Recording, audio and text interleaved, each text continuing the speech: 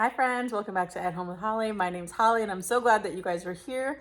Today we are going to be taking a look at all of the seeds and herbs that we have been saving over the last 2 or 3 weeks. So I'm going to take you through the flower seed saving, the herb seed saving, the herb processing and drying that I did. Some of it's done today, some of it's done yesterday and the day before. So I'm going to take you back through everything so that you can see all the saving that we did together this year. So each plant has a different way that we save the seeds. And in the case of this Rudbeckia, once it's dry, you can kind of like rub the head of it and all the seeds will fall out onto the plate. I'll take you through each kind though.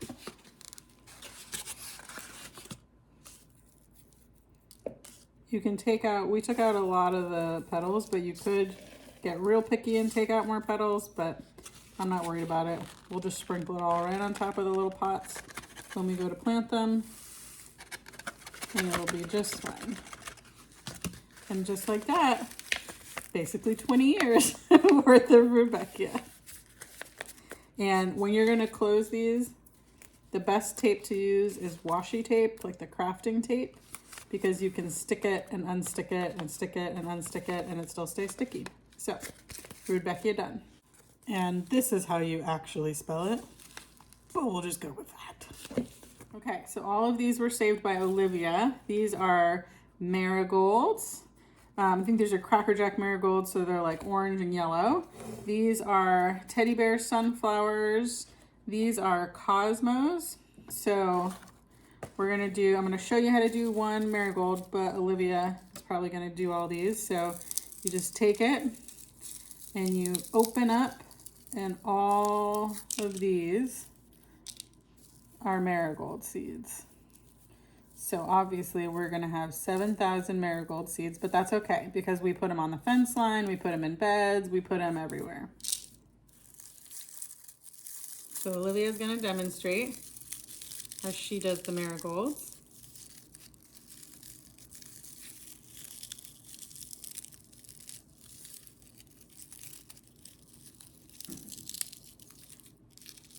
So you take off all the petals first. And then you gently peel. Oh, and then what do you do? Then I take all the seeds out. Oh, they come out in one big clump. Then I rip the seeds out of the middle part. Oh, nice. I love that. Yours come off without petals. Nice job. Thanks. All right, so we're gonna save a packet of these so we can plant some in pots to like pick where they go around some of the trees or other places that we want to keep the bunnies out of. But then the rest of them, which that's probably even too many, that's, a few hundred in there. The rest of them are going to go into our wildflower mix that we put on the fence line. Grab some washi tape.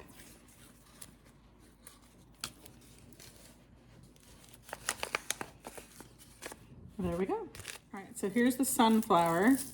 The sunflower, you take off all the petals. And you can rub them like this when they're outside too. You sometimes check to see if their seeds are ready. You just kind of walk up to them and rub their petals off. And then underneath and the inside, the seeds are underneath.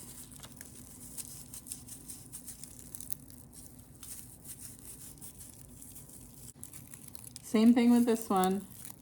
You just pull it apart. And these aren't the giant sunflower seeds. These ones look kind of like, are they even seeds? But they are. And these we grow along our fence line too. So a lot of this will go into our homemade wildflower mix, which normally comes up really well. But this year we had a crazy drought in the spring. So didn't really come up. But this is definitely plenty of these. Okay, on to the next flower. Okay, so Olivia's doing the zinnia seeds, and when you pull off the petals, on the bottom of the petal is the seeds stuck to it right there. So then when you separate them, you get just the seed like this, and the petal is on the other half. So these are our Queen's Lime zinnias. Nice job, kiddo. Okay, now we're gonna do aster. I've never actually saved seed from aster before, so, but I'm assuming, and they just fell apart like this, so I'm assuming that's where they are, inside there. Yep, there's a little seed. Ooh. Pick one up so I can show you. Do you see that little guy? That is the seed. So we'll get all these asters broken up to grab the seeds. Okay, so now we're gonna do some cosmos. So the cosmos seeds are in the bottom. So you take off the petals, kind of like the marigolds, and down at the bottom, these like half moon shaped things, these are the cosmos seeds. So we'll go ahead and get these separated too. Okay, so we were able to get, from today's seed saving, we were able to get Olivia's orange and yellow marigolds, her cosmos, the asters, Queen's Lime zinnia, and rudbeckias. So pretty good for a day of saving seed. Oh, we did get sunflowers, and we added them to the wildflower mix that we have going right here. Make our own wildflower mix. So we added some cosmos in there and the teddy bear sunflowers. So all flowers, what you're going to do, and the herbs as well, what you're going to do, but especially specifically in the case of the flowers, where you're going to wait until they're fully mature outside on the plant, and then you're going to go ahead and cut them. You can either deadhead them or cut the stems like I'm doing now. You're going to bring them inside, either hang them or place them in a place that's got plenty of ventilation. Make sure they are completely dry, and that's when you're going to take the steps to go ahead and separate them, the petals and the stem from the actual seeds, just like we've done with all the flowers. And these blue bachelor buttons are not only my favorite, but they're a favorite of the butterflies, so really important to make sure I got the seeds saved from these. So there's a drying station in my garage that has white zinnias, Queen's Lime zinnias, and bachelor buttons. These are the blue bachelor buttons. All right, so today we are going to be clipping these herbs to dry. Started with the rosemary. We're going to do the rosemary, the garlic chives, and I think some more oregano maybe.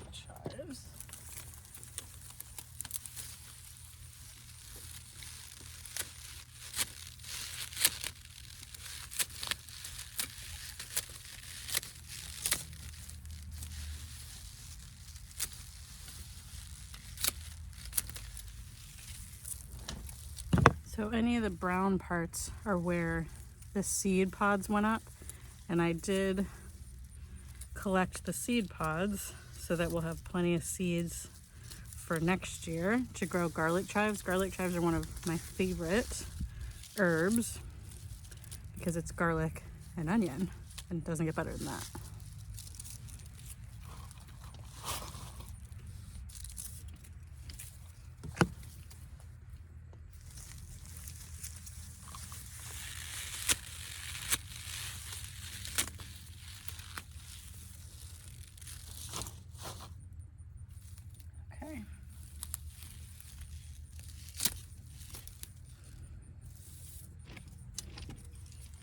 I'll leave the rest of these. They'll die at a freeze, but not in a frost. So we haven't even had our first frost yet, but it's calling for a chance of it tonight. So figured today was a good day to collect some herbs. So I collected the basil as well because basil hates cold.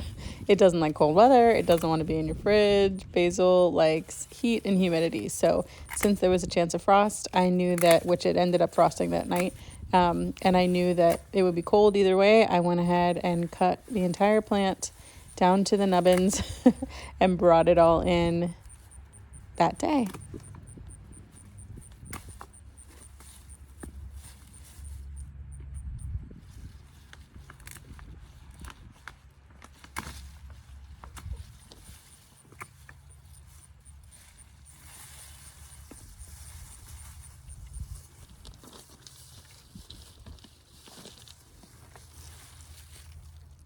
Okay, so I'm separating all of the leafy soft pieces of garlic chives from the hard stem center pieces.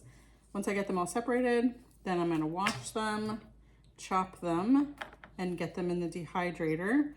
I'm also going to wash and not chop the rosemary. I'm gonna leave those on the stem to dry and then get them in the dehydrator. The basil will keep at room temperature. If you put like a little plastic bag, put the stems in a jar and put the a little plastic bag over it to make like a little greenhouse effect. Basil will last on your counter for a good long while. I think I already have roasted basil, roasted tomato basil soup on the pantry shelf that we jarred up together. And the only other thing that I would use it for is marinara, and I don't think I'm gonna make any more pasta sauces this year. So I think I'm going to dehydrate that as well. And then, yeah, so we'll get everything loaded up into the dehydrator and I'll show you what that looks like. All right, this is my dehydrator. So I'm just gonna go ahead and open this up, take out the shelves, and start putting my herbs on there.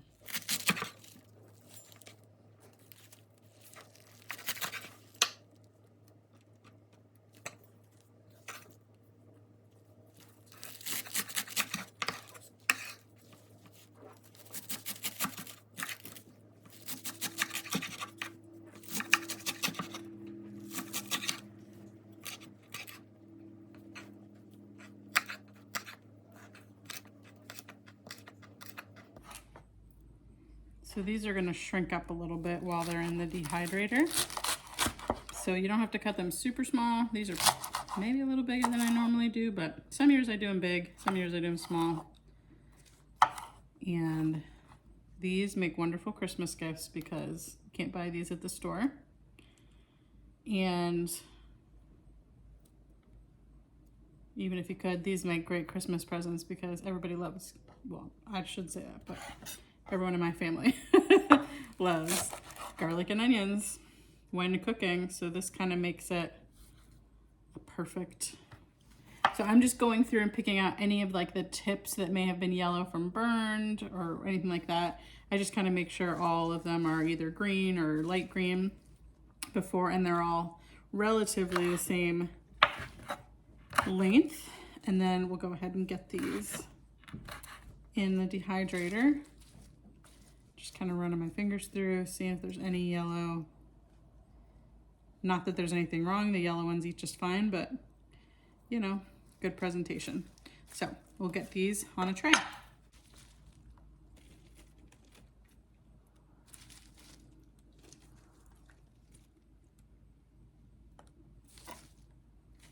And if I catch any long pieces, I'll take them off.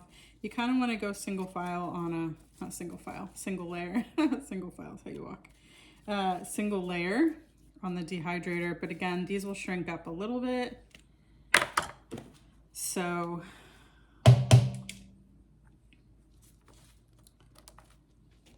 not a huge deal. I did a not perfect cutting job on these. So I'm pulling any big pieces out and I'll re-chop those. My favorite way to use these, besides in soups and stuff like that, and my sister gave me this tip because she used them this way and now I can't go back, is when you're doing like roasted potatoes, and I do them in twice baked potatoes too. These just bring them to life. So garlic chives. Now, if I had a freeze dryer, I would definitely freeze dry all of my herbs. I would freeze dry garlic chives and cilantro especially, because I do think they become less potent when they're dehydrated and they taste like dried herbs versus fresh. But cilantro, and if you get freeze dried cilantro at the grocery store, it doesn't taste anything like what I'm talking about. But homegrown, freeze dried at home cilantro tastes really fresh, and I have a feeling these garlic chives would be spectacular that way too. But I don't have that, so I have a dehydrator. If you don't have a fancy dehydrator, you can put them in your oven at the lowest temperature it'll go.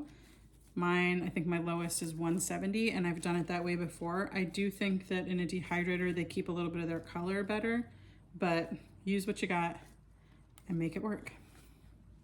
All right, so I got 3 trays of garlic chives. Just have to make sure on my dehydrator that this one goes on the top, because it says top and the air gets caught there. The rest of them it'll circulate through. Okay, and then I've got 2 more trays left that I can use for rosemary.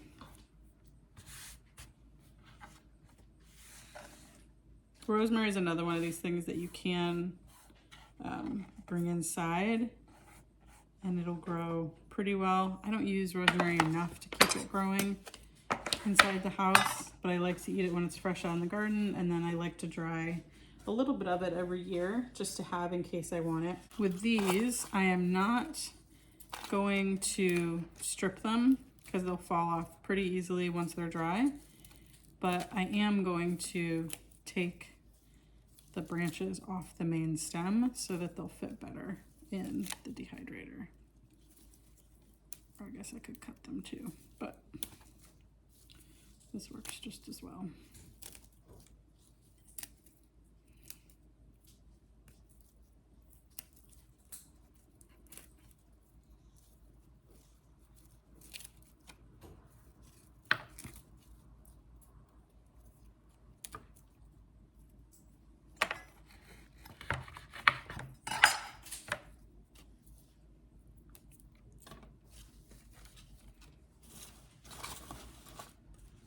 And again, all of this will shrink up once it starts dehydrating.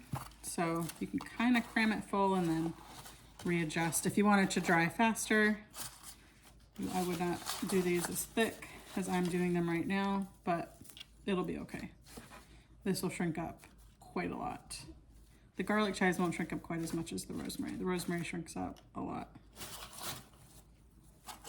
I'm happy with the rosemary harvest, especially because I kind of forgot about it and I didn't harvest it much during the spring and summer. So happy for a little forgotten. Okay, so I've got rosemary on this tray, rosemary on that tray, and I've got these trays of garlic chives. I'm gonna get these all stacked up and put them in on the dehydrator. All right, so I just plugged that in. I'm gonna set the temperature for, oh, you know what? I forgot what temperature. We'll start it off at like 125, and then I'm gonna set the time for 24 hours, and then we'll check on it, see how it did. So since I ran out of room in my dehydrator, I am going to tie these up, hang them upside down in my pantry, and they will dry that way. So I'm just gonna take a piece of string yarn, and I'm going to wrap it around it and kind of through, and then hang it up.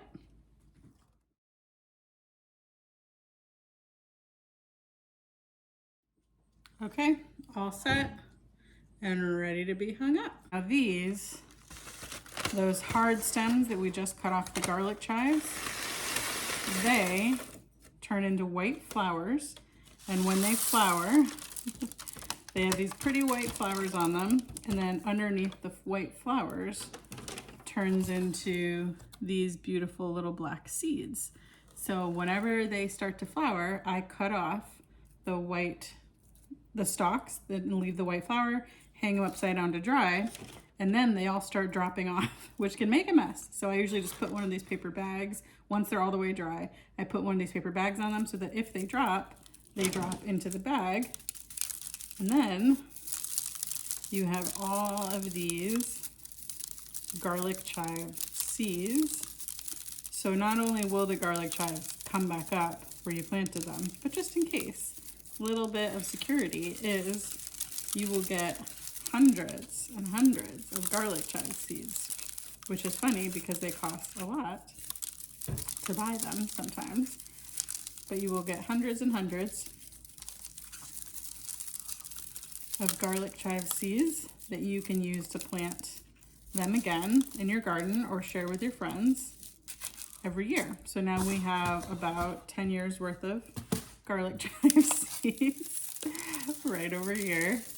Now seeds, you can use seeds past the first year, but they do lose their viability, meaning they won't, you know, there's a 90% chance they'll grow the first year, and then there's a 70% chance, then a 60% chance, and it goes down.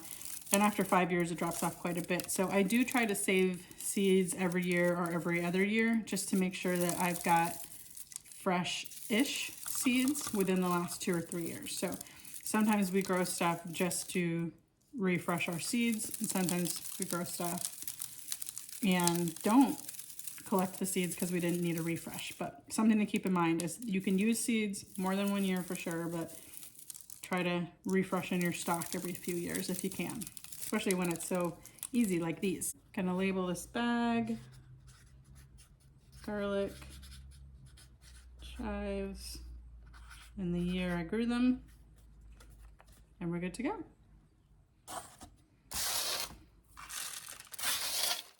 There's going to be a little bit of the chaff or whatever it's called, a little bit of the extra stuff that's not the black seeds. That's okay. I'm not worried about that. I'll sort that stuff out when I go to plant it. In the meantime, got all these beautiful seeds ready to be saved. Okay, friends, so now we're going to take some of the basil that was growing out in the garden that I cut off and let dry, and we're going to save the seed from that. So this is our cinnamon basil, and you can see where it went to seed, the flowers. Up here, the seeds are underneath. So I'm just going to go ahead and kind of crinkle.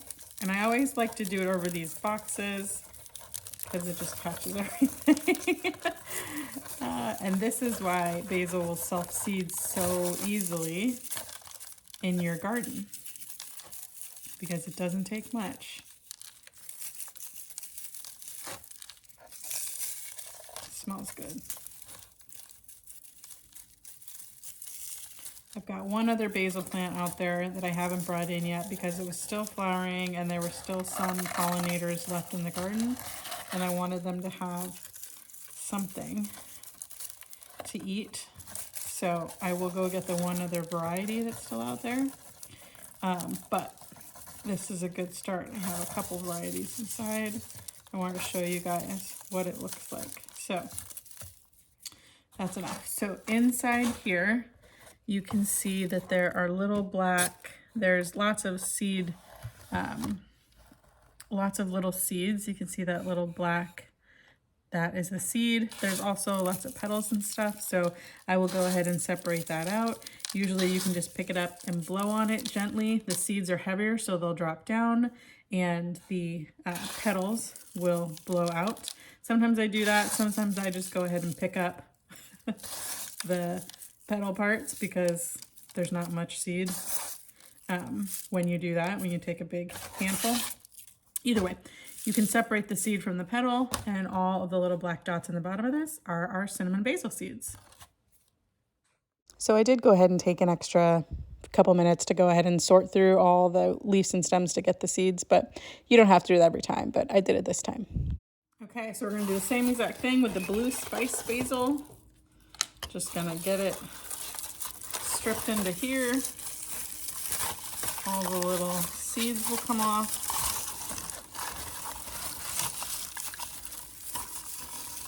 And we'll go from there.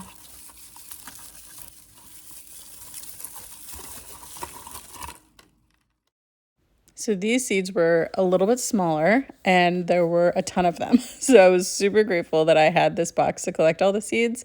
And it did make it easier to separate out the seeds as well, since the seeds were way smaller and sticking to the bottom. Okay, so what we're left with is a little bit of the seed junk and a whole bunch of seeds.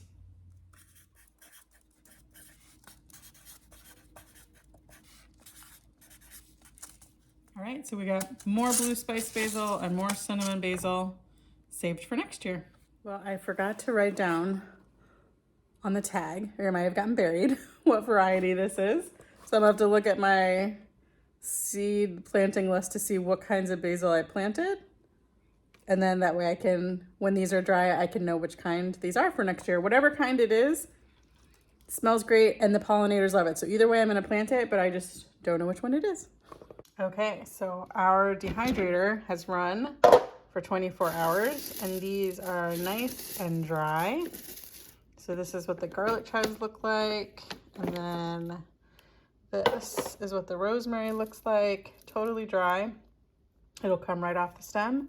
And these will store really nicely in an airtight container for several months, up to a year, really depends on how dark and cool of a place you have. And then we'll do it again next year. Friend, thank you so much for being here as we process the herbs and the flower seeds today. I appreciate so much all of the likes and the comments and the shares. And I just want you guys to know how much your support means to me and my family. Can't wait to see you guys next time. Have a great day, friend.